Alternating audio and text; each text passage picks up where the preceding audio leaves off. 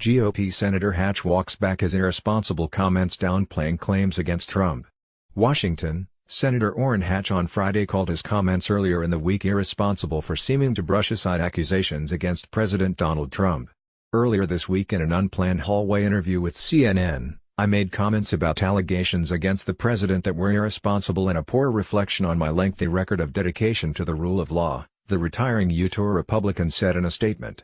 While speaking to CNN, Hatch was asked about, some of which involved Trump by the U.S. Attorney's Office for the Southern District of New York and Special Counsel Robert Mueller.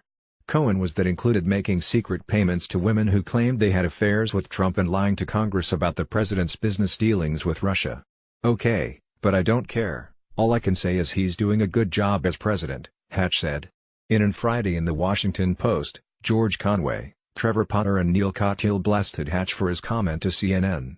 Conway is a lawyer who is married to White House counselor Kellyanne Conway. Potter is a former Republican chairman of the Federal Election Commission, and Katyal is the former acting Solicitor General under President Barack Obama.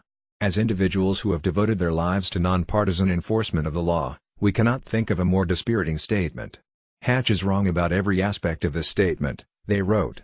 The accusations against Trump come from career prosecutors in the U.S. Attorney's Office for the Southern District of New York, otherwise known as Trump's own Justice Department. But the more important point is this: we will rue the day a senator trotted out such callousness about federal felonies. On Friday, Hatch said he regretted his comments.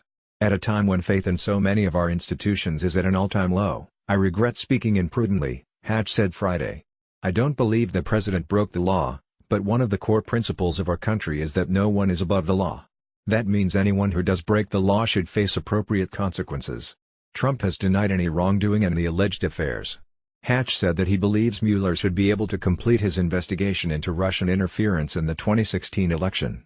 I continue to believe that, and when we see Mueller's full report and the complete filings from the New York U.S. Attorney's Office, we can determine the path forward, the Utah Republican said. While I believe the president has succeeded in a number of important policy areas, that success is separate from the validity of these investigations, which I believe should be allowed to run their course. Hatch, who's retiring from Congress at the end of the year since serving in it since 1977, on the Senate floor this week. Rebecca Shabbat is a congressional reporter for NBC News, based in Washington.